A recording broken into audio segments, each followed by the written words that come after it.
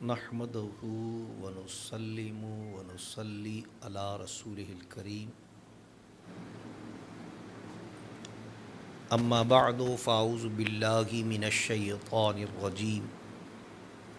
بسم اللہ الرحمن الرحیم لا اقسم بہذا البلد وانت حل بہذا البلد صدق اللہ مولانا العظیم ببرکت ان اللہ وملائکتہ یصلون علی النبی یا ایہا الذین آمنوا صلوا علیہ وسلموا تسلیما اللہم صلی علی سیدنا و مولانا محمد وعلی آلہ و اصحاب سیدنا و مولانا محمد معدن الجود والکرم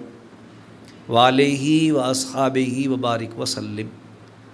صلاۃ و سلام علیک یا سیدی یا رسول اللہ وعلی آلک و اصحابک یا حبیب اللہ صلی اللہ علیہ وسلم۔ انتہائی مختصر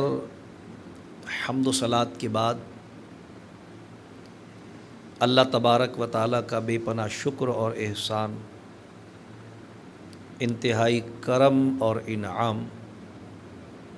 کہ اس نے ہم گناہ گاروں کو یہ سعادت عظیمہ عطا فرمائی کہ اس کی مقدس کتاب کا مبارک درس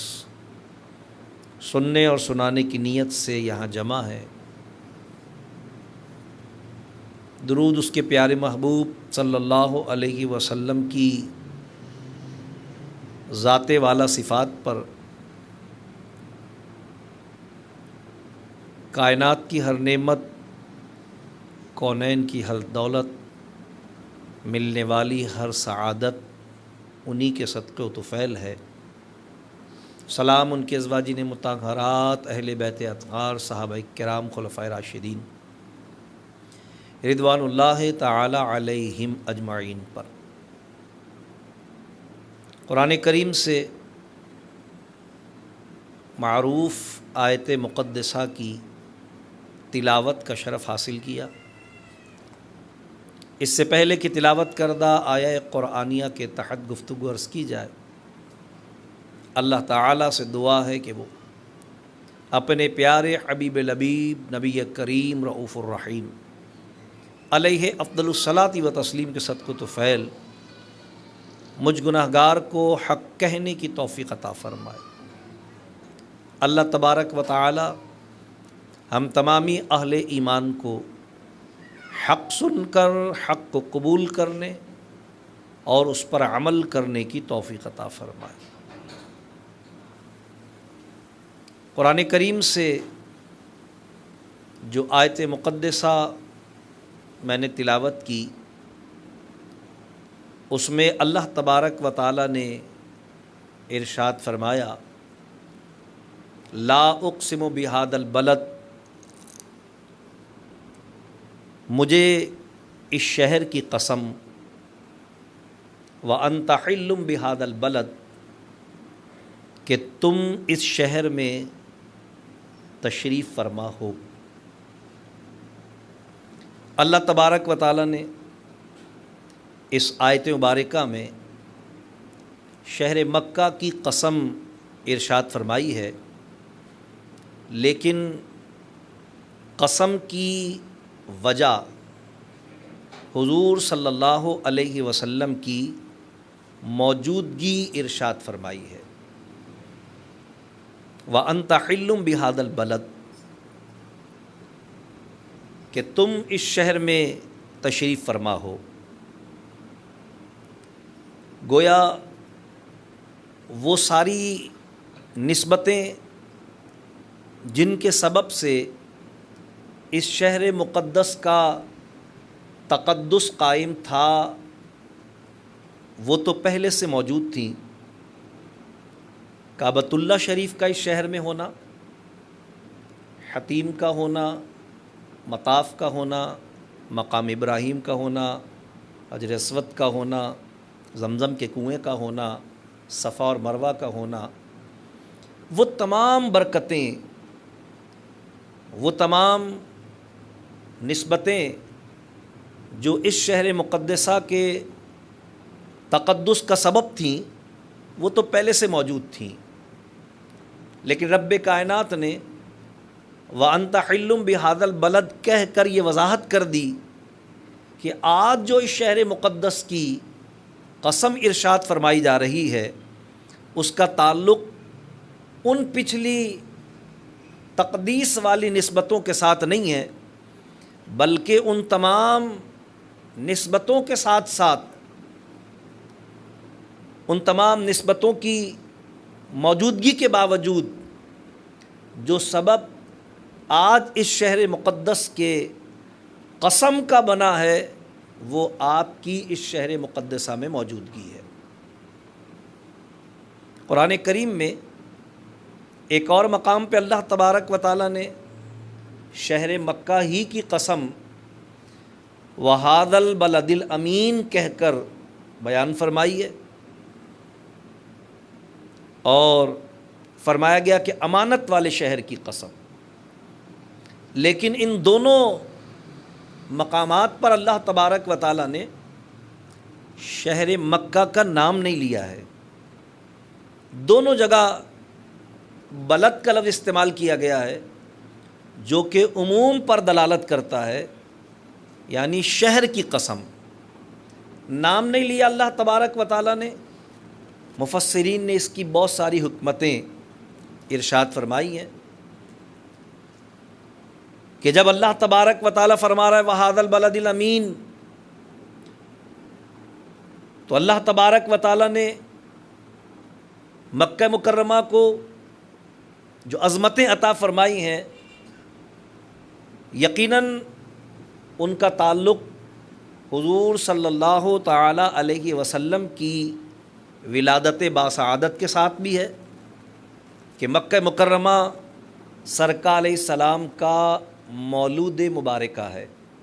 کہ اس شہر میں سرکار علیہ السلام کی ولادت ہوئی۔ لیکن اللہ تبارک و تعالیٰ نے جب وَهَذَا الْبَلَدِ الْأَمِينَ فرمایا تو یہ بات مزید واضح ہو گئی کہ اللہ تبارک و تعالیٰ نے شہر مکہ کی قسم بھی سرکار کی موجودگی کے سبب سے فرمائی تھی، اور اس مقام پر بھی شہر مکہ کے متعلق جو قسم ارشاد فرمائی ہے یہ واو قسمیہ ہے، وَهَذَا الْبَلَدِ الْأَمِينَ، امانت والے شہر کی قسم۔ تو اس سے مراد مکہ مکرمہ ہی ہے، لیکن فرمایا گیا غور کرنے کی بات یہ ہے کہ حضور سید عالم صلی اللہ تعالی علیہ وسلم دونوں جگہ امانت رہے۔ امانت والے شہر کی جب ہم بات کرتے ہیں تو سرکار علیہ الصلاۃ والسلام مکہ مکرمہ میں بطور امانت ہی رہے، اس لیے کہ اللہ تبارک و تعالیٰ کی جانب سے آپ کو حکم ملنا تھا، ہجرت کرنی تھی اور مدینہ طیبہ تشریف لا کر اسے اپنا مسکن بنانا تھا۔ تو مکہ مکرمہ سرکار علیہ الصلاۃ والسلام کا مولود مبارکہ ہے، جبکہ مدینہ طیبہ سرکار علیہ الصلاۃ والسلام کا مسکن بھی ہے اور مدفن بھی ہے۔ تو فرمایا گیا کہ امانت والے شہر کی جب ہم بات کرتے ہیں تو یہ شہر سرکار کی نسبت سے اس وقت تک امانت والا شہر تھا جب تک سرکار یہاں بطور امانت تشریف فرما تھے،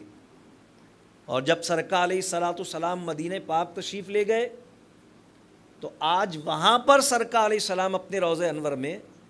قیامت تک کے لیے بطور امانت تشریف فرما ہے کہ ایک دن سرکار علیہ السلام کو جس طرح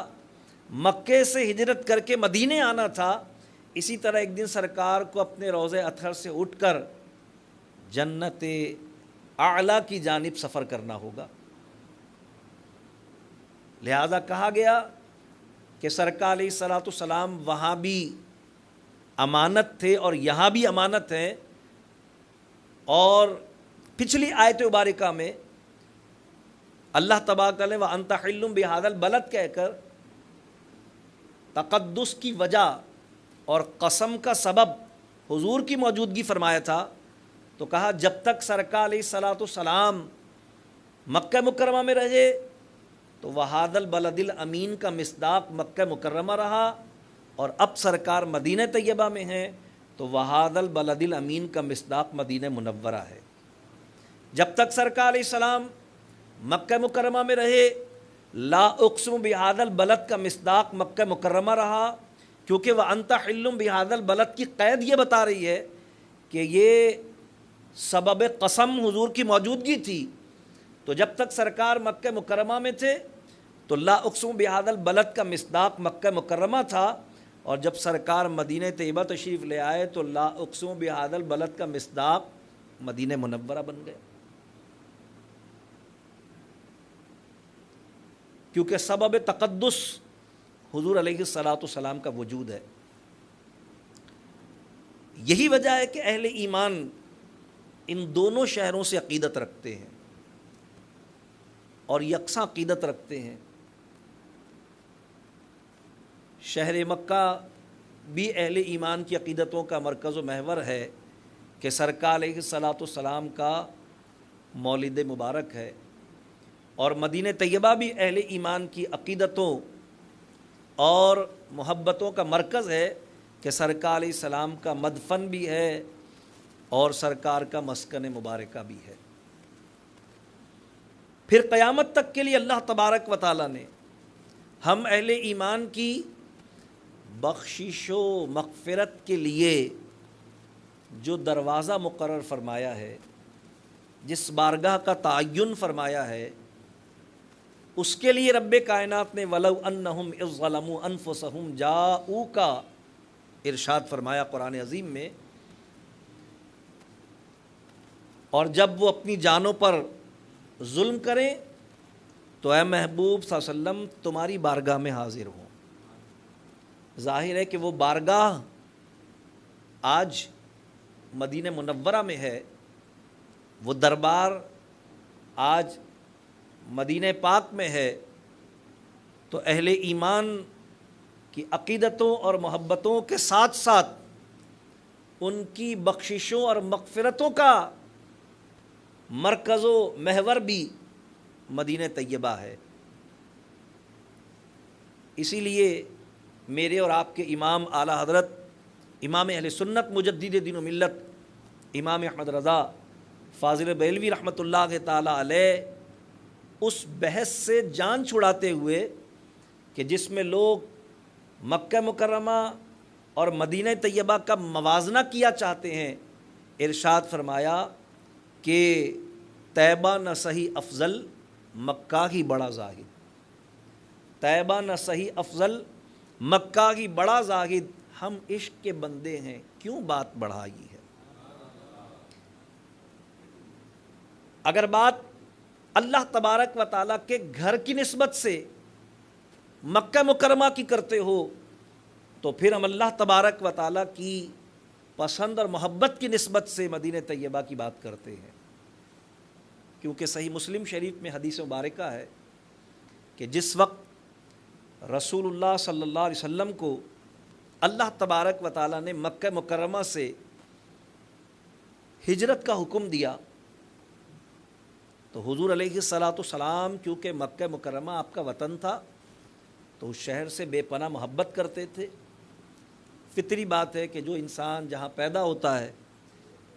اس کے گلی کوچوں سے، اس کے بازاروں سے، اس کے محلوں سے اسے ایک روحانی لگاؤ اور وجدانی انس ہوتا ہے۔ سو حضور علیہ السلام کا بھی یہ وطن تھا، سرکار کو مکہ مکرمہ سے بے پناہ محبت تھی۔ حضور علیہ الصلاۃ والسلام جب ہجرت فرما رہے تھے تو حدیث پاک میں مذکور ہے کہ سرکار علیہ الصلاۃ والسلام حدود مکہ مکرمہ پر ٹھہر کر محبت کے ساتھ، جذبات کے ساتھ، آنکھوں میں آنسوؤں کے ساتھ مکہ مکرمہ کو دیکھ رہے تھے، اور پھر سرکار علیہ السلام نے اللہ تبارک و تعالیٰ کی بارگاہ میں ایک دعا فرمائی۔ وہ دعا صحیح مسلم شریف میں بھی موجود ہے، دیگر کتب حدیث میں بھی موجود ہے، فضائل شہر مدینہ کے باب میں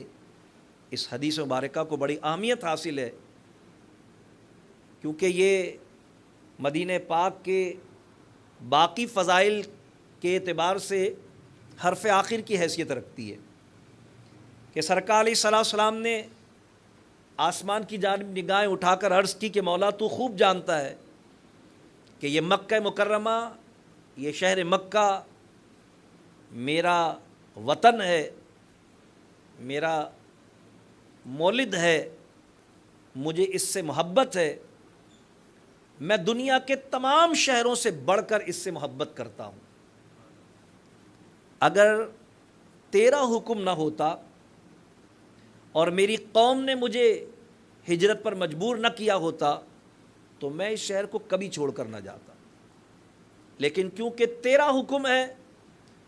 تو مولا جب میں تیرے حکم سے اس شہر کو چھوڑ رہا ہوں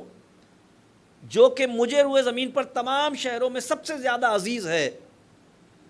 تو اب میں تجھ سے دعا کرتا ہوں کہ تو مجھے وہاں پہنچا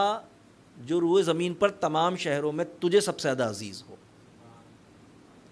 اب سرکار کی اس دعا کی قبولیت سرکار کے مدینہ طیبہ میں موجودگی کے ساتھ جب ہمارے سامنے آتی ہے تو پھر یہ ایک بڑی واضح دلیل بن جاتی ہے کہ اگر مکہ مکرمہ حضور علیہ السلام کی محبتوں اور عقیدتوں کا محور و مرکز ہے، اللہ کا گھر ہونے کی وجہ سے، اور سرکار علیہ السلام کا وطن ہونے کی وجہ سے، تو مدینہ طیبہ تو اللہ تبارک و تعالیٰ کا محبوب شہر ہے، سرکار علیہ السلام کا مسکن ہونے کی وجہ سے اور سرکار کا مدفن ہونے کی وجہ سے۔ یہی وجہ ہے کہ جب آسمان اور زمین کے درمیان مکالمہ ہوا اور آسمان نے اپنی رفتوں اور نظام شمسی اور نظام فلکی کی عظمتوں اور رونقوں کا زمین کو تانا دیا، اور اس گمان کے ساتھ کہ زمین اس کے جواب میں کوئی حوالہ پیش کرنے سے محروم رہے گی، تو میرے امام اعلیٰ حضرت فاضل بریلوی رحمۃ اللہ علیہ ارشاد فرماتے ہیں کہ آسمان تو فخر کر رہا تھا اپنی بلندی پر، نظام شمسی پر، نظام فلکی پر، ملائکہ کی اپنے اوپر موجودگی پر، عرش و کرسی پر، لیکن زمین نے ایک ہی تانا دیا، زمین نے ایک ہی تانا دیا۔ امام اہل سنت فرماتے ہیں خم ہو گئی پشت فلک اس تانے زمیں پر، خم ہو گئی پشت فلک اس تانے زمیں پر، سن ہم پہ مدینہ ہے وہ رتبہ ہے ہمارا۔ اللہ تبارک و تعالیٰ کا محبوب ترین شہر، تو اہل ایمان کی بھی محبتوں اور عقیدتوں کا مرکز و محور اگرچہ دونوں شہر ہیں، لیکن مدینہ طیبہ سرکار علیہ السلام کے موجود ہونے کی وجہ سے بھی اور اہل ایمان کے لیے مغفرت کا، بخشش کا مرکز ہونے کے اعتبار سے بھی، اور اللہ تبارک و تعالیٰ کی بارگاہ سے درود و سلام اور رحمتوں کے نزول کا معدن ہونے کے اعتبار سے بھی اہل ایمان کی محبتوں اور عقیدتوں کا مرکز و محور ہے۔ یہ مرکز جو سرکار علیہ السلام کے روضہ مبارکہ اور اس عظیم ترین مسجد کے حوالے سے دنیا کے سامنے اور دنیا کے نقشے پر موجود ہے، جس مسجد کو بھی حضور کی ذات کے ساتھ نسبت ہے، اسے مسجد نبوی کہا جاتا ہے، نبی والی مسجد، نبی نے بنائی، نبی نے نمازیں پڑھائیں، نبی نے قیام فرمایا، اور پھر نبی کے مسکن کے بعد نبی کا مدفن بھی بن گئی۔ 1400 سے زیادہ سال گزر گئے، اس درمیان میں مسجد نبوی شریف میں سرکار علیہ الصلاۃ والسلام کے روضہ مبارکہ کے حوالے سے کم از کم 14 مرتبہ تعمیر و توسیع کا کام کیا گیا، لیکن ترک حکمرانوں نے، خصوصاً سلطنت عثمانیہ کے آخری فرمانروا خلیفہ عبد المجید رحمۃ اللہ تعالی علیہ نے جو تعمیر جس طرح جس انداز میں بے مثال اور ناقابل بیان عقیدتوں اور محبتوں کے ساتھ آج تقریباً 250 سال گزر چکے ہیں،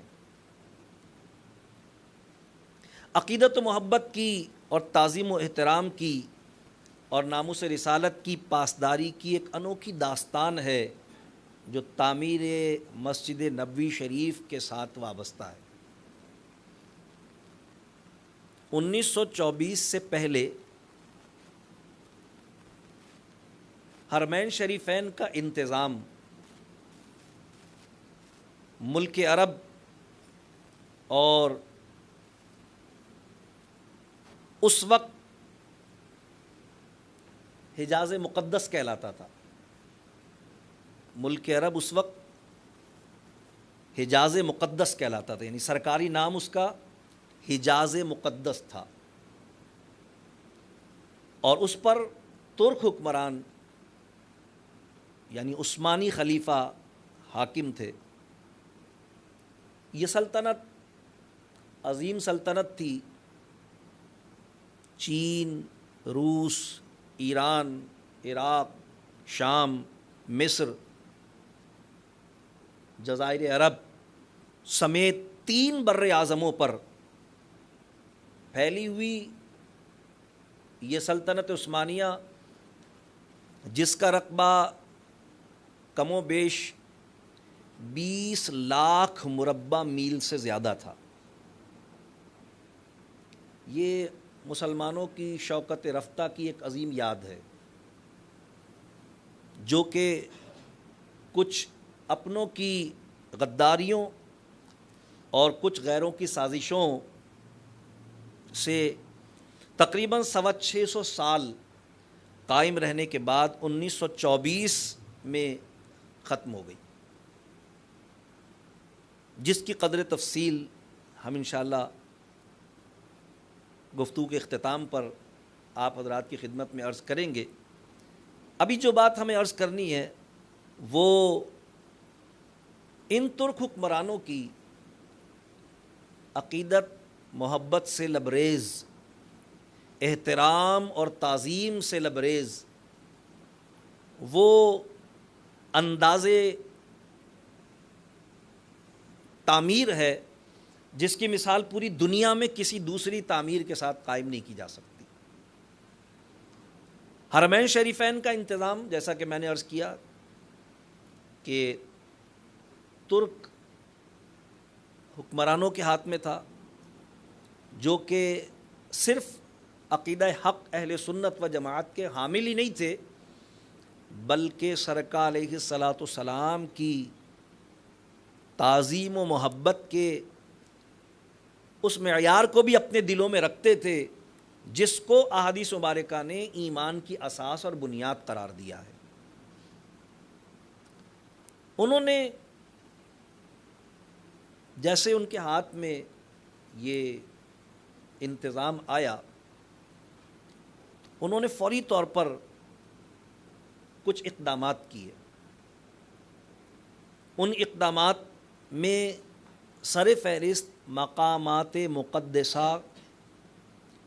اور اشیاء مقدسہ کا تحفظ تھا، ان کو محفوظ کرنا مقصود تھا۔ لہذا پہلا کام تو انہوں نے یہ کیا کہ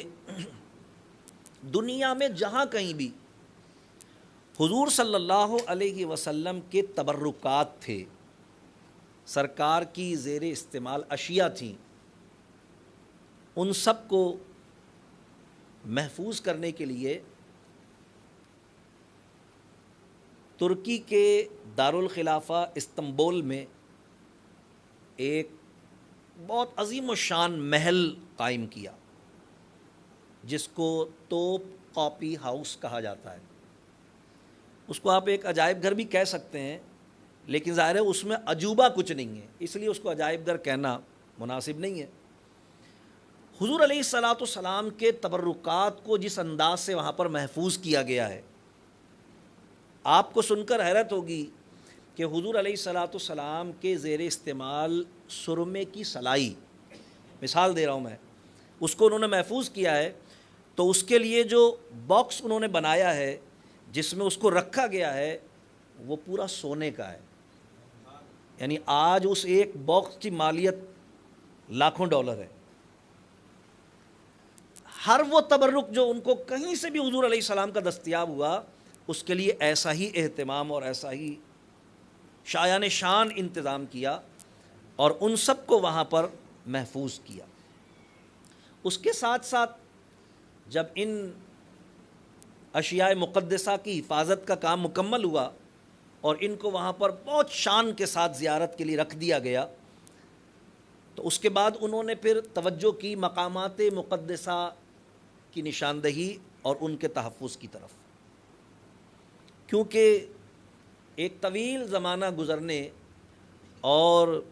حالات و واقعات میں تغیر و تبدل رونما ہونے کی وجہ سے کئی مقامات مقدسہ وہ تھے کہ جو اس حال میں تھے کہ انہیں محفوظ کرنا اور انہیں شان اور تقدس ان کا قائم کرنا ضروری تھا۔ لہٰذا انہوں نے محلہ ابو طالب شارع ابراہیم خلیل پر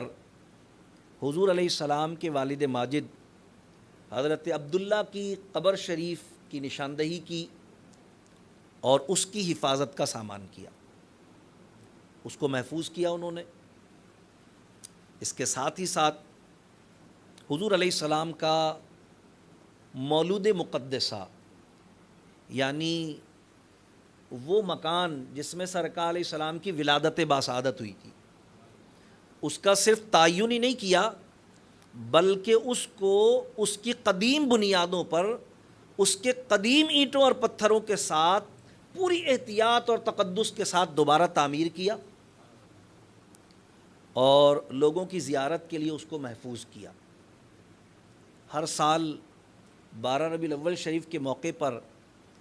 اس میں سفید چونا کیا جاتا تھا، اور نابالغ بچوں کو صرف اندر جانے کی اجازت ہوتی تھی،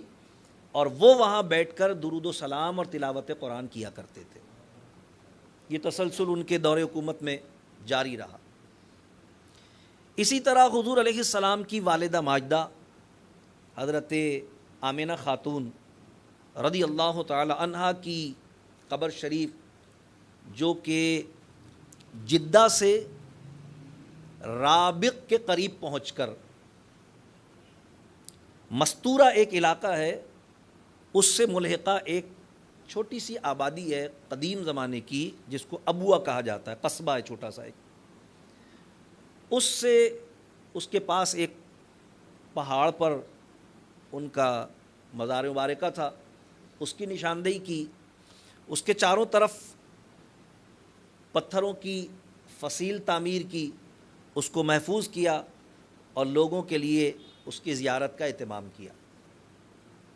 اسی طرح حضرت خدیجۃ الکبریٰ رضی اللہ تعالی عنہا کا وہ مکان جس میں وہ تشریف فرما تھیں، اور سرکار علیہ الصلاۃ والسلام بھی وہاں تشریف فرما رہے، جو کہ منہدم ہو چکا تھا، اسے بھی اس کی اصل بنیادوں پر، اس کے اصل پتھروں کے ساتھ پورے تقدس اور احترام اور احتیاط کے ساتھ دوبارہ تعمیر کیا، اور اس کی زیارت بھی لوگوں کے لیے عام کی۔ اسی طرح جبل ابو قبیس کے دامن میں، اس مقام پر جہاں سرکار علیہ الصلاۃ والسلام نے کھڑے ہو کر چاند کے 2 ٹکڑے کرنے کا معجزہ ظاہر فرمایا تھا، اس مقام پر اس کی نشاندہی کر کے مسجد ہلال قائم کی، چاند والی مسجد، تاکہ وہ یادگار رہے اس بات کی کہ اس مقام پر حضور علیہ السلام نے کھڑے ہو کر یہ معجزہ دکھایا تھا، جو شق قمر کا معجزہ تھا، چاند کے 2 ٹکڑے کرنے کا تھا، اس کا بھی اہتمام کیا انہوں نے، ایک مسجد تعمیر کی اور اس مسجد کو باقاعدہ آباد کیا، لوگوں کی زیارت کے لیے قائم کیا اس کو، جو کہ بعد میں مسجد بلال بن گئی، اور پھر وہ مسجد بھی ختم ہو گئی، اور اب وہ ایک 5 اسٹار ہوٹل کی ایک منزل پر صرف یادگار کے طور پر کہ بھئی اس جگہ پر وہ مسجد تھی، جو لوگ جانتے ہیں ان کو معلوم ہے یہ بات۔ اسی طرح حضرت خدیجہ الکبریٰ رضی اللہ تعالی عنہا کا مزار مبارکہ، جو کہ جنت المعلی شریف مکہ مکرمہ کے قدیم قبرستان میں تھا، اس کی نشاندہی کر کے شاندار مزار مبارک تعمیر کروایا انہوں نے، اور اس کی حفاظت کا اہتمام کیا، لوگوں کی زیارت کے لیے اس کو قائم کیا۔ یہ وہ مقام تھا کہ سرکار علیہ السلام نے جب فتح مکہ ہوئی تھی، مدینہ طیبہ سے سرکار تشریف لائے تھے، فتح مکہ ہوئی تھی، اور جب فتح مکہ کا مرحلہ مکمل ہوا اور سرکار علیہ السلام کے قیام کے اہتمام سے متعلق مشاورت ہوئی، تو سرکار علیہ السلام نے ارشاد فرمایا کہ خدیجہ کی قبر کے پاس میرا خیمہ لگایا جائے۔ حضور علیہ السلام کو ان سے بہت محبت تھی، ظاہر اسلام کی صرف اسلام لانے والی اولین خاتون ہی نہیں تھی وہ، بلکہ اسلام کے لیے ان کی خدمات ناقابل بیان ہیں۔ حضور علیہ السلام ہجرت کر کے جب مدینہ طیبہ تشریف لائے تھے، تو مدینہ طیبہ میں ایک مقام ثنیۃ الوداع کہلاتا ہے، جس مقام پر کھڑے ہو کر مدینہ طیبہ کی بچیوں نے، نوجوانوں نے، لوگوں نے سرکار کا استقبال کیا تھا۔ ثنیۃ الوداع اپنے نام سے جیسا کہ ظاہر ہے کہ یہ ایک مخصوص جگہ تھی جہاں تک اہل مدینہ اپنے مہمانوں کو سی آف کرنے کے لیے، خدا حافظ کہنے کے لیے آتے تھے وہاں تک، اسی لیے اس جگہ کا نام تھا ثنیۃ الوداع، رخصت کرنے والی جگہ۔ اسی مقام پر حضور علیہ السلام کا استقبال کیا گیا تھا، تو پیلے پتھروں کی ایک نہایت ہی خوبصورت محراب انہوں نے قائم کی۔ خوش قسمتی سے اس محراب کا کچھ حصہ ابھی بھی باقی ہے۔ ایک محراب قائم کی تاکہ آنے والے وقتوں میں اس جگہ کی نشاندہی رہے کہ یہ ہے وہ جگہ جہاں بنو نجار کی بچیوں نے دف بجا کر سرکار کا استقبال کیا تھا۔ طلع البدر علینا من ثنیات الوداع وجب الشکر علینا ما دا للہ دائی۔ یہ سارے اہتمامات انہوں نے ظاہر ہے حضور کی محبت، حضور کی عقیدت اور اپنے بعد آنے والوں کے لیے ان تبرکات کی محافظت کے حوالے سے کیا تھا، تاکہ اہل ایمان جب یہاں آئیں تو ان مقامات مقدسہ کی زیارت سے اپنی آنکھوں کو ٹھنڈا بھی کریں اور ان کے لیے ایک تاریخ محفوظ ہو جائے۔ یہ سارا کا سارا اہتمام انہوں نے کیا، اور اس کے ساتھ ہی ساتھ مسجد قباء شریف کے پاس حضرت کلثوم بن ادھم، کلثوم بن ہدم رضی اللہ تعالیٰ عنہ کا ایک مکان تھا، وہ مکان بھی زمین بوس ہو چکا تھا۔ وہاں ایک کنواں بھی تھا اور اس کے قریب ایک مصلی گاہ تھی، یعنی جب سرکار علیہ السلام پہلی بار وہاں تشریف لائے تھے، ابھی مدینہ پاک دور تھا، شہر سے باہر تھے، وہاں سرکار نے ان کے گھر پر قیام کیا تھا اور وہاں پر سرکار نے نماز ادا فرمائی تھی۔ نہ صرف یہ کہ اس مکان کو اس کی بنیادوں پر قائم کیا، دوبارہ انہی اینٹوں پر، انہی بنیادوں پر، انہی پتھروں پر اس مکان کو تعمیر کیا اور اس جگہ کی نشاندہی کی اور اس جگہ کو محفوظ بنایا۔ الحمدللہ آپ سن کر حیران ہوں گے کہ وہ مکان اب بھی اس حالت میں موجود ہے، اگرچہ ظاہر ہے کہ بہت خستہ ہو چکی ہے صورتحال۔ اس حد میں ہم آپ بھی گئے تھے شاید ہمارے ساتھ مدینہ طیبہ اس مکان میں۔ الحمدللہ آخری بار 2019 میں گئے تھے ہم لوگ، 2019 میں الحمدللہ جب ہم گئے تھے حج کے لیے، تو اس مکان میں اندر داخل ہونے کی بھی اللہ تعالیٰ نے سعادت عطا فرمائی، اور اس کے اندر سے زیارت کی، اس کنویں سے پانی پینے کی سعادت ملی، اس مقام پر نماز پڑھنے کی اللہ تعالیٰ نے توفیق عطا فرمائی۔ یہ سارا اہتمام ظاہر ہے حضور کی تعظیم، حضور کی محبت اور تاریخ کو محفوظ کرنے کے لیے تھا، تاکہ قیامت تک لوگ ان مقامات مقدسہ سے برکت حاصل کرتے رہیں۔ اور اس کے ساتھ ہی ساتھ پھر انہوں نے مسجد نبوی شریف کی تعمیر کا عزم کیا، اور اس تعمیر کے لیے انہوں نے پہلا کام تو یہ کیا کہ قسطنطنیہ کے قریب، مدینہ پاک میں نہیں، قسطنطنیہ کے قریب ایک بستی بسائی۔ اس میں اس زمانے کے ہند، جس کو آج ہم انڈیا کہتے ہیں، اس زمانے کے ہند، افغان، چین، ایران، عراق، مصر، شام اور یونان کے ان ماہروں کو جمع کیا گیا، جن میں سے کوئی نقشہ بنانے کا ماہر تھا، کوئی تعمیر کرنے کا ماہر تھا، کوئی دروازے اور کھڑکیوں اور محرابوں کی ڈیزائننگ اور اس کے بنانے کا ماہر تھا، کوئی پچی کاری کا ماہر تھا، کوئی خطاطی کا ماہر تھا۔ دنیا کے تعمیر سے متعلق کام کے جتنے ماہر لوگ تھے مسلمان، پوری دنیا سے ان کو لایا گیا، اس بستی میں بسایا گیا۔ ان کا تمام خرچ یہ سلطنت عثمانیہ نے اپنے ذمے لیا، اور ان کو وہاں رہائش فراہم کی گئی، ان کا کھانا پینا اپنے ذمے رکھا گیا، اور ان کو کام کیا دیا گیا، ان کی نوکری کیا دی گئی ان کو، کہ جو ان کے بچے ان کے ساتھ تھے ان کو کہا گیا کہ آپ ان بچوں کو 15 سال لگے تھے اس کام میں، کہ پوری دنیا سے انہوں نے ہر فن کے، جو تعمیر میں جس فن کے ماہر کی ضرورت پڑ سکتی تھی اس فن کے ماہرین کو جمع کیا تھا انہوں نے۔ 15 سال لگے تھے اس کام میں، اور پھر ان کو وہاں رکھا گیا اور کہا گیا کہ اب آپ اپنے بچوں کو اپنے فن اور اپنے ہنر میں ماہر بنائیں گے،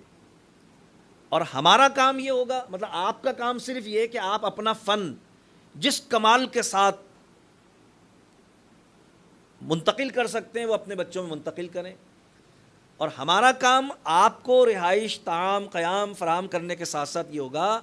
کہ ہم ان بچوں کو حافظ قرآن بنائیں گے، ان کو دینی تعلیم دی جائے گی، ان کی اخلاقی تربیت کی جائے گی۔ اس کام کا اہتمام کیا گیا، اور تقریباً 20 سال سے زیادہ اس کام پر محنت کی گئی۔ ظاہر ہے کوئی 5 سال کا بچہ تھا، کوئی 10 سال کا بچہ تھا، کوئی 8 سال کا بچہ تھا، انہوں نے ان کو اپنا ہنر اور اپنا فن منتقل کیا، اس بچے کو حفظ قرآن کی تعلیم دی گئی، دیگر اخلاقیات کی اور دینی تعلیم دی گئی۔ تو ان تمام بچوں کا تعلیم و تربیت کا سارا خرچ، ان کی رہائش، سارے معاملات، یہ سب حکومت سلطنت عثمانیہ کے ذمے تھے۔ اساتذہ نے حفظ قرآن کروایا، 25 سال یہ پروسیجر جاری رہا۔ اب جو ایک نسل تیار ہوئی ان میں 30 سے لے کر 40 سال تک کے افراد تھے، وہ نسل تیار ہو گئی۔ یہ سارے انتہائی دیندار، نمازی، پرہیزگار، حافظ قرآن، اخلاقیات میں کمال رکھنے والے، ان کی بڑی تعلیم و تربیت کی گئی تھی۔ اب مدینہ طیبہ کے قریب 4 میل کے فاصلے پر ایک بستی کا قیام عمل میں لایا گیا۔ اس بستی میں ان لوگوں کو بسایا گیا جو کہ سارے کے سارے حافظ قرآن تھے اور اپنے اپنے فن میں مہارت رکھنے والے لوگ تھے۔ اس بستی کو جب وہاں پر بسایا گیا تو پھر دنیا کے مختلف مقامات سے فن تعمیری سامان کے جمع کرنے کا اہتمام کیا گیا. ایسے پہاڑ دریافت کیے گئے جن کے بارے میں یقین ہو کہ کبھی اس پر کوئی چڑھا نہیں ہے. یعنی اگر عام الفاظ میں کہوں تو کورے پہاڑ، اس طرح ہم کہتے ہیں کورا برتن، کہ کبھی کسی نے استعمال نہیں کیا. کورے پہاڑ تلاش کیے گئے اور ان سے پتھر حاصل کیے گئے، اور پابندی لگائی گئی کہ آئندہ بھی کبھی ان پہاڑوں سے کوئی اور پتھر استعمال نہیں کرے گا، تاکہ جو مسجد نبوی شریف میں لگے وہ کہیں اور استعمال نہ ہو. اس کے تقدس کو قائم رکھنے کے لیے، اس کی انفرادیت کو باقی رکھنے کے لیے، اس کی امتیازیت کو یقینی بنانے کے لیے. اسی طرح ایسے مخصوص اس درمیان میں جنگل لگائے گئے کہ جن درختوں پر کبھی کوئی چڑھا نہیں تھا، کسی کا پیر ان پر لگا نہیں تھا، ان درختوں کو کاٹا گیا اور مدینہ طیبہ میں لا کر ان کو رکھا گیا اور وہاں پر خشک کیا گیا، تاکہ مدینہ پاک کی آب و ہوا، مدینہ پاک کی دھوپ اور مدینہ پاک کی ہوا میں وہ خشک ہو کر لکڑیاں بنے. پھر ان کو وہاں منتقل کر دیا گیا. وہ جو 4 میل کے فاصلے پر آبادی تھی وہاں منتقل کر دیا گیا. یعنی اس انداز میں اتنے تقدس کے ساتھ اس اہتمام کو. اب یہ سارا کام کرنے والے جو لوگ تھے یہ وہی لوگ تھے جن پر اس بات کی پابندی تھی کہ وہ بے وضو کوئی کام نہیں کریں گے، جن پر اس بات کی پابندی تھی کہ وہ اس کام کے دوران بلا ضرورت گفتگو نہیں کریں گے بلکہ تلاوت قرآن کریں گے، جن پر یہ پابندی تھی کہ جتنے لوگ اس تعمیری کام میں حصہ لے رہے ہیں ان میں سے کوئی بھی غیر صاحب ترتیب نہیں ہونا چاہیے، ہر ایک کی نماز تکبیر اولیٰ کے ساتھ ادا ہونی چاہیے، جن پر یہ پابندی تھی کہ وہ سارے کے سارے اپنی اخلاقیات میں اور اپنی دینداری میں، یعنی صرف سامان میں امتیازیت نہیں تھی بلکہ کام کرنے والوں کی شخصیت کے اعتبار سے بھی ایک ایسی امتیازیت تھی کہ پوری دنیا میں اس کی مثال پیش نہیں کی جا سکتی. مطلب لوگ جیسے مثال دیتے ہیں نا بھئی کہ وہ تاج محل کی مثال دیتے ہیں لوگ. جب انوکھے پن کی ہم بات کرتے ہیں تو تعمیری تقدس کے اعتبار سے دنیا میں کسی دوسری عمارت کے ساتھ مسجد نبوی شریف کی اس عمارت کی مثال جو قدیم مسجد نبوی شریف، اب تو ظاہر ہے مسجد نبوی شریف اتنی بڑی ہے کہ تحقیق یہ ہے کہ جتنا سرکار کی حیات ظاہری میں کل شہر مدینہ تھا، مسجد نبوی شریف کی باؤنڈری وال پوری اس کے اوپر موجود ہے، یعنی پوری مسجد ہی اب ہے اس کے اوپر. اس اعتبار سے بہت ہی خاص منفرد ادب اور احترام کے ساتھ اس کام کی ابتدا کی گئی. یہ جو 4 میل کے فاصلے پر یہ بستی بسائی گئی تھی اور سامان وہاں لا کر رکھا گیا تھا، لکڑیاں کاٹی وہیں جاتی تھیں، پتھروں کو توڑا پھوڑا ٹھوکا پیٹا وہیں جاتا تھا اور پھر وہاں سے یہاں لایا جاتا تھا. اور اس درمیان میں اگر کوئی آؤٹ آف سائز ہوتا تھا، کوئی توڑ پھوڑ کرنے والا کام ہوتا تھا، کوئی ایسا کام ہوتا تھا جس میں شور شرابے کا امکان ہو، تو اس کو واپس لے جایا جاتا تھا اور وہیں پر درستگی کر کے واپس لایا جاتا تھا. یعنی احترام حرم نبوی کا پاس اس انداز میں رکھا گیا کہ علماء کرام لکھتے ہیں کہ جن ہتھوڑوں سے وہ کام کرتے تھے ان پر ربر کے خول چڑھائے گئے تھے تاکہ چوٹ پڑنے پر آواز پیدا نہ ہو. بڑے ہی انوکھے انداز میں، بڑے ہی منفرد انداز میں اس کام کی ابتدا کی گئی اور تقریباً 15 برس میں یہ کام مکمل ہوا. اس میں محرابیں بنائی گئیں، اس میں خطاطی کی گئی، اس میں بالکل منفرد انداز میں گنبد شریف کی جو تعمیر، وہ ساری چیزیں، یعنی اس کی مثال دنیا میں کسی دوسری عمارت کے ساتھ نہیں دی جا سکتی. ظاہر ہے کہ ایک جذبہ ایمانی کے ساتھ اس کام کو کیا گیا تھا. بہت زیادہ اس کی تفصیل ہے، وقت کی قلت کی وجہ سے میں اور تفصیل میں نہیں جا رہا،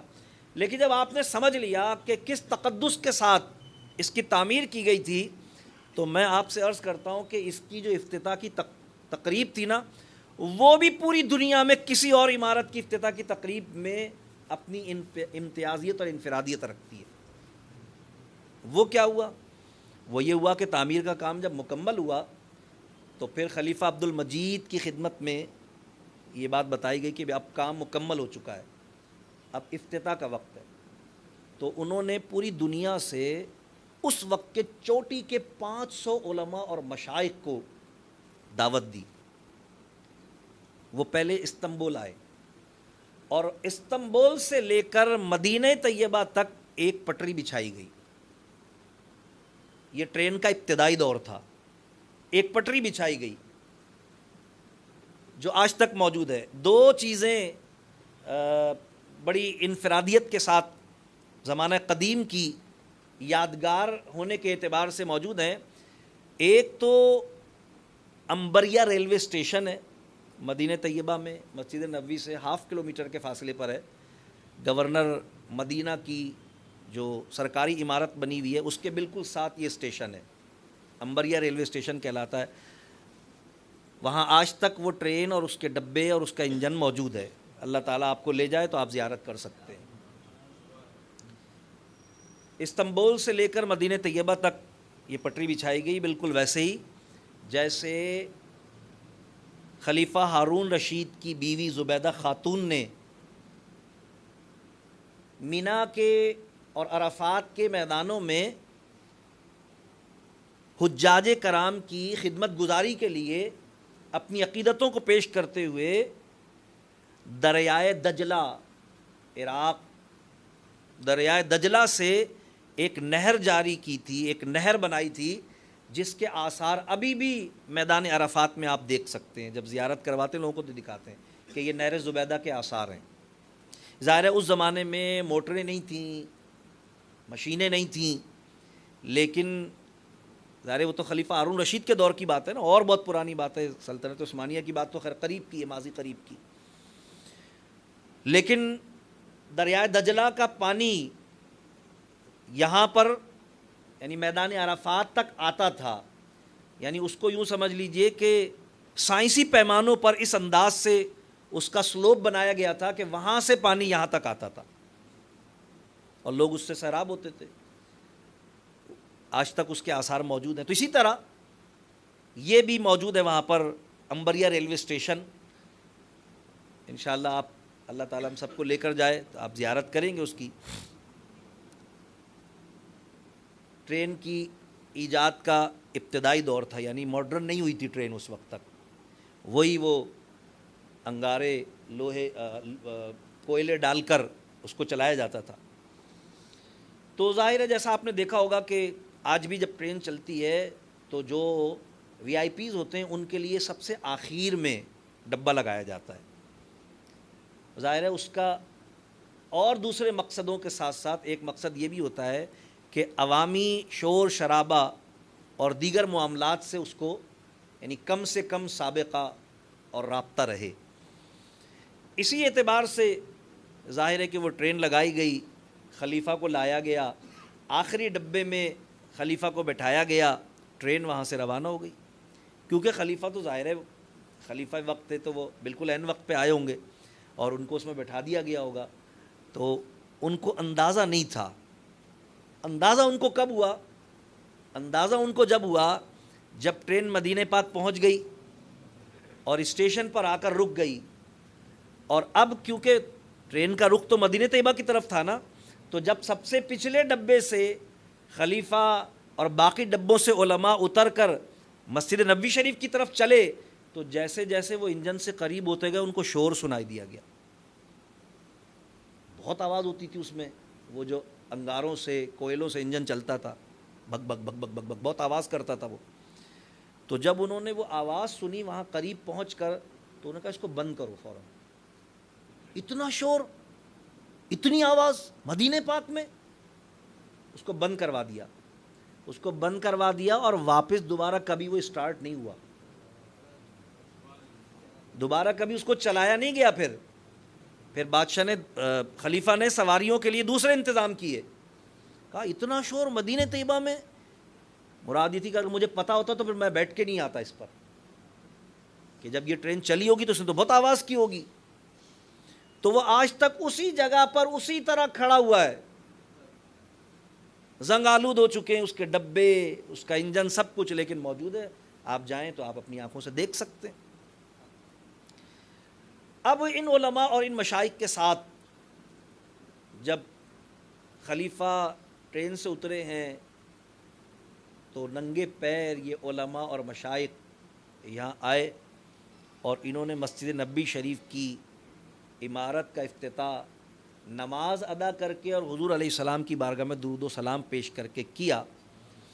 تو یہ افتتاحی تقریب اپنی دنیا میں ہونے والی کسی بھی افتتاحی تقریب سے انوکھی تھی، اس لیے کہ اب جب واپسی کا سفر ہوا تو یوں ہی پا پیادہ پیروں میں چپل پہنے بغیر خلیفہ اور علماء اور مشائخ سارے کے سارے واپس اسٹیشن تک پہنچے، اور پھر وہاں سے دوسری گاڑیوں کا سواریوں کا انتظام کیا گیا، حتیٰ کہ ان علماء اور ان مشائخ کو واپسی کے لیے جو اس زمانے کی ظاہر مروجہ سواریاں تھیں اس میں جب پہنچایا گیا تو ظاہر بہت زیادہ زحمت ہوئی، بہت زیادہ تکلیف ہوئی، لیکن اس کی پرواہ نہیں کی گئی۔ مدینہ پاک کا تقدس قائم رکھا گیا، مدینہ پاک کے احترام کو قائم رکھا گیا۔ 20ویں صدی عیسوی کے آغاز میں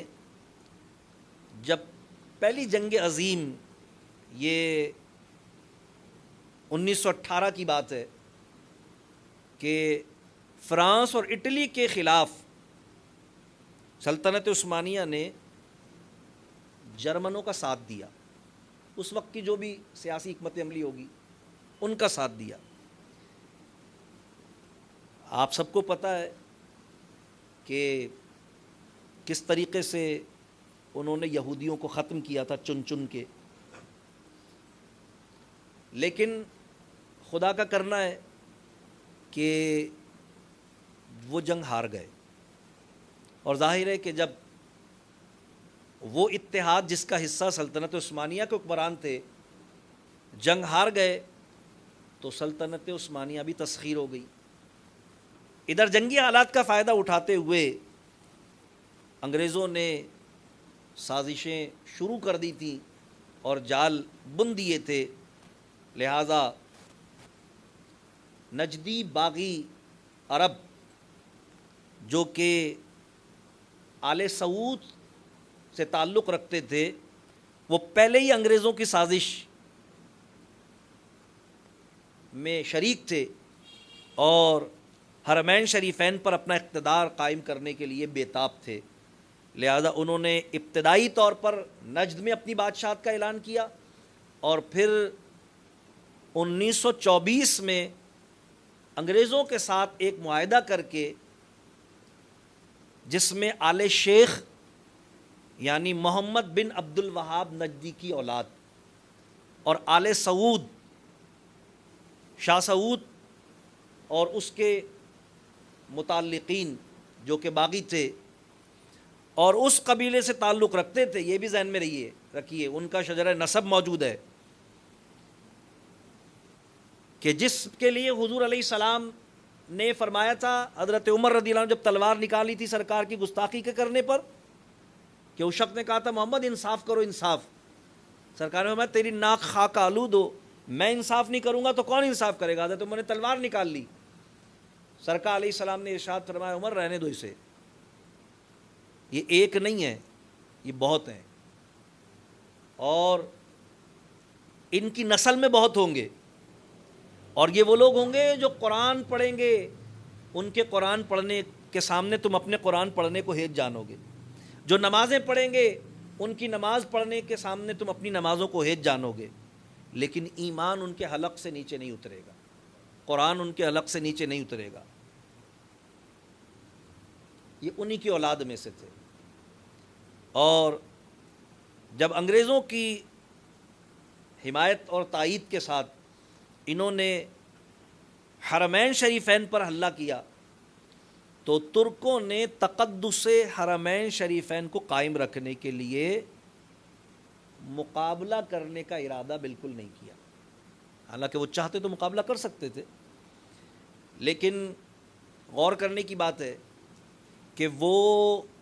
سلطنت عثمانیہ تھی، نسبت عثمانی کا بھرم انہوں نے کیسے رکھا کہ 1400 سال پہلے حضرت عثمان غنی رضی اللہ تعالیٰ عنہ نے بھی اپنی جان کی حفاظت کے لیے مدینے میں کسی کا خون بہانا گوارا نہیں کیا تھا، ایک تاریخ اسلام کی. تو انہوں نے بھی نسبت عثمانی کا بھرم رکھتے ہوئے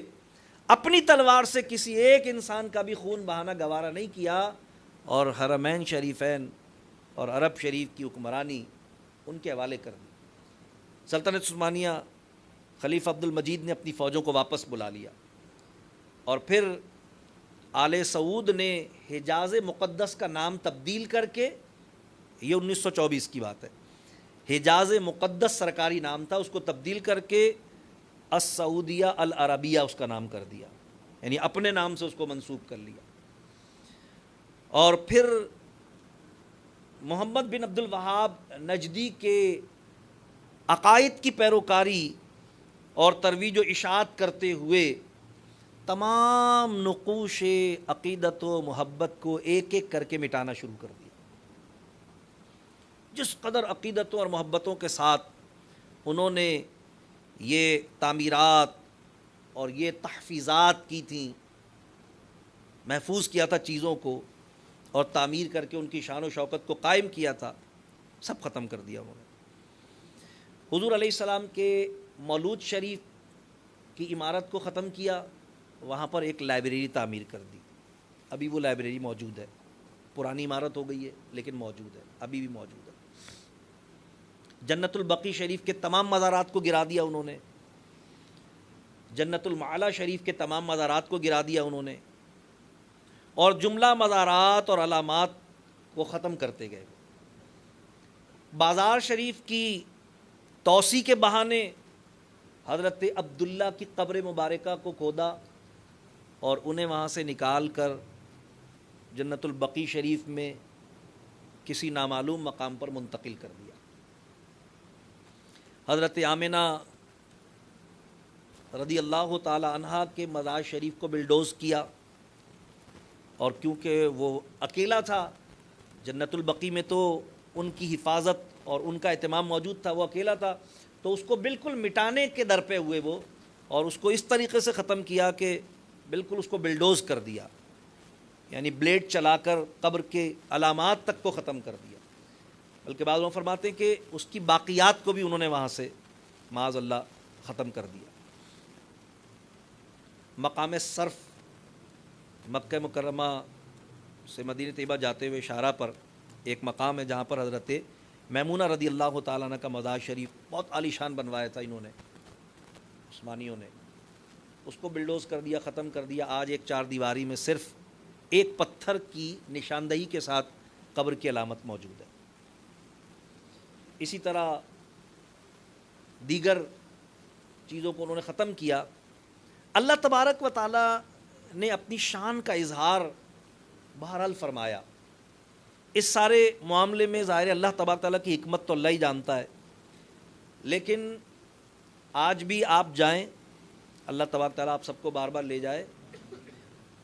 مکہ مکرمہ میں حرم شریف سے متصل جبل عمر کے ساتھ مین شاہراہ پر آپ دیکھیں گے کہ ایک قبرستان ہے، اس کو گنج شہیداں بھی کہا جاتا ہے، اور جو تختی لگی ہوئی عربی میں اس پر لکھا ہے مقبرۃ الشبیکہ. یہ قبرستان تھا، ظاہر ہے کہ انہوں نے اس کو بلڈوز کر دیا. ایک قبر شریف آج بھی 3 فٹ بلندی کے ساتھ موجود ہے. الحمدللہ جو ہمارے ساتھی ہیں وہ گواہی دیں گے اس بات کی کہ اپنی آنکھوں سے دیکھی انہوں نے. اللہ تعالیٰ آپ کو بھی لے جائے، آپ دیکھیں. جس طرح مکلی وغیرہ کے قبرستان میں پتھروں سے قبر شریف تعمیر ہوتی ہے، بالکل 3 فٹ زمین سے اونچی، پورے مکہ مکرمہ میں وہ ایک ہی قبر ہے جو اپنی اس تعمیر کے ساتھ موجود ہے. یہ حضرت سمیہ رضی اللہ تعالیٰ عنہ کا مزار مبارکہ ہے، جو اسلام کی سب سے پہلی شہیدہ خاتون ہے، حضرت عمار ابن یاسر رضی اللہ تعالیٰ عنہ کی والدہ ماجدہ. مزار شریف کو انہوں نے گرانے کے لیے مشینیں لگائیں، باقی مزارات کو بھی گرا دیا تھا، لیکن کوئی مشین یہاں کارگر نہیں ہوئی. یہاں تک کہ جب آپ جائیں گے تو آپ دیکھیں گے کہ ان کو مین روڈ کو ٹیڑھا کر کے گزارنا پڑا. قبر شریف اپنی جگہ موجود ہے، 4 دیواری موجود ہے، قبر شریف موجود ہے. اللہ کی حکمت اللہ جانتا ہے. اسی طرح مسجد نبوی شریف سے متصل جنت البقیع شریف کے قبرستان کے تمام مزارات انہوں نے منہدم کیے، اور خود حضور علیہ السلام کے روضہ انور گنبد شریف کو گرانے کا بھی انہوں نے یعنی اقدام کیا، ناپاک کوشش کی، لیکن علماء نے اس کو باقاعدہ تاریخ کا حصہ بنایا ہے۔ عربی کتابوں میں بھی یہ بات موجود ہے، اردو کتابوں میں بھی یہ بات موجود ہے۔ مفتی عبد القیوم ہزاروی رحمۃ اللہ تعالی علیہ کی کتاب تاریخ نجد و حجاز میں بھی آپ اس کا مطالعہ کر سکتے ہیں، اور علامہ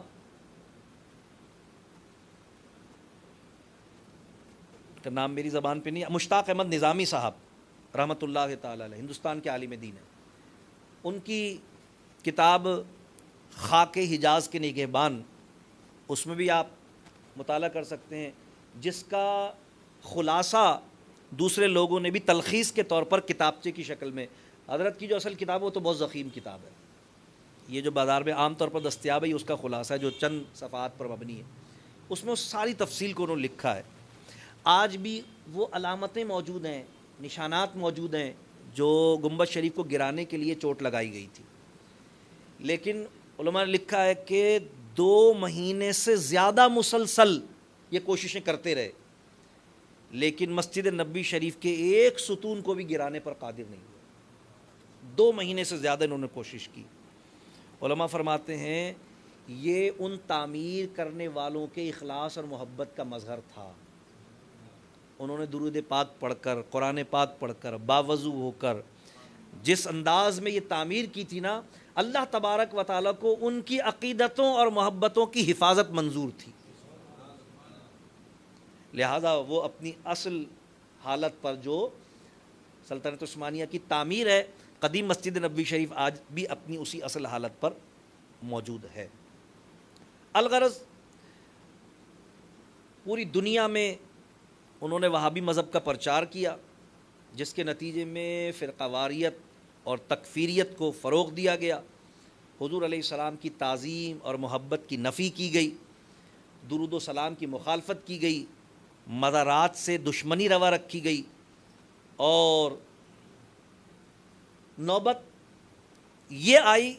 کہ آہستہ آہستہ آہستہ آہستہ یہ تحریک ایک دہشت گردی کی علامت بن گئی پوری دنیا کے لیے۔ وہابیت پوری دنیا کے لیے ایک دہشت گردی کی علامت بن گئی، دین کا چہرہ بگاڑ دیا گیا۔ اب جبکہ 2023 میں وہ معاہدہ جو سلطنت عثمانیہ کے اختتام کے ساتھ ترکوں پر پابندی کے حوالے سے لگایا گیا تھا، اس کا اختتام قریب ہے، تو جس طرح ان آل یہود، آل سعود اور آل شیخ نے یہودیوں کے ایما پر، انگریزوں کے اتحاد کے ساتھ حرمین شریفین پر تسلط قائم کیا تھا اور وہابیت کو سرکاری مذہب قرار دیا تھا، تو انتہائی رونے کا مقام ہے کہ آج سوشل میڈیا پر یہ خبریں سب کے سامنے موجود ہیں کہ اسرائیل کو تسلیم کر لینے کے بعد اب اسرائیل ہی کے ایما پر وہابی مذہب کو سعودی عرب میں ممنوع قرار دے دیا گیا، اور حرمین شریفین کے 17 اماموں کو معزول کیا گیا، اور پورے عرب شریف میں 200 سے زیادہ اماموں کو معزول کیا جنہوں نے وہابیت میں کٹر ہونے کی وجہ سے اس فرمان کو قبول کرنے سے انکار کیا۔ لیکن ظاہر ہے کہ اس کے کرنے میں بھی تو یہ مخلص نہیں ہے، یہ کام یعنی وہابیت کا تسلط بھی یہود و نصارہ کی ایما پر کیا تھا، اور اب اسرائیل کو تسلیم کر لینے کے بعد انہی کے ایما پر اس کا اختتام بھی کیا گیا۔ اس لیے کہ آج پہلے ان کی پرائورٹی یہ تھی کہ ایسے شدت پسند اور گستاخ اور بے ادب لوگوں کو حرمین شریفین میں مسلط کیا جائے جو آثار عقیدت و محبت کو مٹا کر ختم کر دیں۔ اصل تو دشمنی کفار کی حضور علیہ السلام سے ہے نا بھائی، اور پھر جب انہوں نے اپنے سمجھ کے مطابق مسلمانوں کے عقائد کو بگاڑ دیا، پوری دنیا میں فرقہ واریت کا بیج بو دیا، حرمین شریفین اور وہاں کے لوگوں کے عقائد و نظریات کو مکمل طور پر عقیدت و محبت کی عمارتوں کو زمین بوس کر کے بدعقیدگی اور بے دینی کی بنیادوں پر ان کے نظریات کو قائم کر دیا، تو اب وہ چاہتے ہیں کہ اب مذہب ہی ختم ہو جائے وہاں سے۔ لہذا اسرائیل کو تسلیم کرنے کے بعد صرف وہابیت کا انکار نہیں کیا گیا، وہابیت کا انکار تو بعد میں کیا گیا ہے، مندروں کی تعمیر پہلے کی گئی ہے، شراب خانوں کا افتتاح پہلے کیا گیا ہے، جوئے خانوں کا آغاز پہلے کیا گیا ہے۔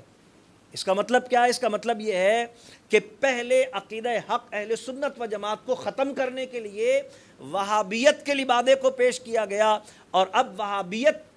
کے لبادے کا اتار کرنا جو ظاہر کیا جا رہا ہے وہ بے دینی اور قطعی طور پر بے راروی، عریانی اور بے شرمی اور بے غیرتی اور بے حیائی اور حرام کاری کا حرمین شریفین کو معاذ اللہ مرکز و محور بنانے کی کوشش کی جا رہی ہے۔ یہ ایک تاریخ ہے جو کہ سلطنت عثمانیہ کے ساتھ وابستہ ہے، اور جیسا کہ میں نے عرض کیا کہ یہ سب کچھ یہود و نصارہ کے ایما پر ہی کیا گیا تھا، ان کی سازشوں سے ہی کیا گیا تھا۔ اس کے خلاف پوری دنیا میں، یعنی وہابیت کے خلاف اور اسلام کے خلاف کی جانے والی اس سازش کے بالمقابل، اس کا مقابلہ کرنے کے لیے سب سے مضبوط آواز اس دور میں جو اٹھی وہ بریلی کے تاجدار امام احمد رضا کی آواز تھی، جنہوں نے لوگوں کو اس وقت اس فتنے سے آگاہ کر دیا تھا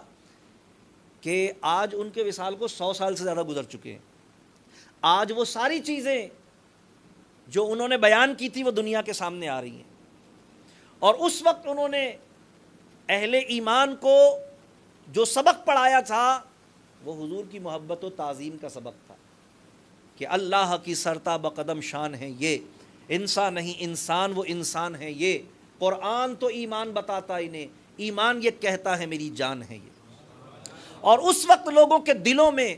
حضور کی محبت کا نقش قائم کرنے کے ساتھ ساتھ ان کے ذہنوں میں اس نظریے کو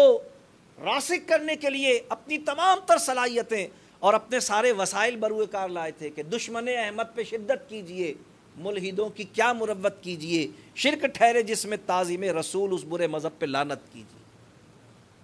الحمدللہ ان کے پیروکار، ان کے عقیدت مند اس دن بھی وہابیت پر لعنت کر رہے تھے اور آج بھی لعنت کر رہے ہیں۔ اس وقت ان سے نسبت و تعلق نہ رکھنے والے وہابیت کے متعلق تذبذب کا شکار تھے کہ یار یہ تو قرآن و سنت کی بات کر رہے ہیں، آج وہ اقرار کر رہے ہیں کہ یہ تو سب کچھ انگریزوں کے ایما پر ہوا تھا۔ کل تک جو سعودی فرما رواؤں کو اپنا آقا و مولا اور اپنی عقیدتوں اور محبتوں کا محور ٹھہراتے تھے، آج وہ کہہ رہے ہیں اب ان سے ہم جان کیسے چھڑائیں گے، حرمین شریفین کا اقتدار تو ان کے ہاتھ میں ہے۔ لیکن حقیقت یہ ہے کہ وہ سازش جو سلطنت عثمانیہ کے اختتام کے لیے رچائی گئی تھی، وہ حرمین شریفین کا اقتدار وہابیوں کے ہاتھوں میں دینے کے لیے نہیں تھا، بلکہ درپردہ یہودیت کے ہاتھوں میں لینے کے لیے تھا، جو کہ آج 100 سال کی مشقت کے بعد مکمل ہو چکا ہے۔ اسرائیل کو وہ تسلیم کر چکے ہیں، سفارت خانہ اسرائیل کا وہاں قائم ہو چکا ہے، مندروں کی تعمیر کی اجازت دی جا چکی ہے، شراب خانوں کا افتتاح وہاں کیا جا چکا ہے، عورتوں کو ڈرائیونگ کی پرمیشن دی جا چکی ہے۔ پہلی مرتبہ یعنی پچھلے مہینے میں پہلی مرتبہ 200 سالہ عرب تاریخ کے بعد عورتوں کی ٹیم بھی تشکیل دے دی گئی ہے، عورتوں کی ٹیم بھی اب میچ کھیلے گی وغیرہ وغیرہ۔ وہ سارے کام جو سیکولر ممالک میں ہوتے ہیں وہ وہاں پر کیے جا رہے ہیں۔ یہ سب کچھ حضور کی محبت کا دامن چھوڑنے کی وجہ سے ہوا، یہ سب کچھ ان عقیدت مندوں کی عقیدت کی قدر نہ کرنے کی وجہ سے ہوا کہ جن کی عقیدتیں اور محبتیں ہی ایمان اور عقیدے کا حصار تھیں۔ اب ظاہر سی بات ہے کہ کہاں سے لائیں گے ہم وہ لوگ تلاش کر کے جنہوں نے 650 برس اسلام کے پرچم کو بلند رکھا۔ لیکن الحمدللہ آج بھی اہل ایمان کی نظریں ترکی کی طرف لگی ہوئی ہیں، اور ترکی کے سربراہ طیب اردگان اپنی تقاریر میں پچھلے 3 سال سے تسلسل کے ساتھ کہہ رہے ہیں کہ 2023 میں ترکی وہ نہیں ہوگا جو پہلے تھا۔ ظاہر ہے کہ بندشیں ختم ہو جائیں گی تو معاہدہ ختم ہو جائے گا، تو انشاءاللہ خلافت کے قیام کی ابتدا بھی ہوگی، اتحاد اسلام کی بات بھی ہوگی، اور انشاءاللہ العزیز وہ تقدس معاب مقامات کہ جن کے تقدس کو یہودیوں کی سازش پر وہابیوں کے ہاتھوں پامال کیا گیا تھا، اللہ تبارک تعالیٰ کی ذات سے امید ہے اللہ تبارک تعالیٰ ان کے تقدس کو قائم فرمائے گا۔ اللہ تبارک و تعالیٰ کی بارگاہ میں دعا ہے رب کریم ہم سب کو عقیدہ حق اہل سنت و جماعت پر استقامت عطا فرمائے، بدعقیدگی اور بے دینی کی ہر بلا سے اللہ تعالیٰ مجھے اور آپ کو محفوظ و مامون رکھے۔ اللہ تعالیٰ قرآن عظیم کا نور کامل ہم سب کو عطا فرمائے، اور رب کریم پیارے آقا علیہ السلام کی اطاعت و محبت و سنت میں جینا اور سرکار کے مقدس کلمے پر مرنا نصیب فرمائے۔ وآخر دعوانا ان الحمد للہ رب العالمین۔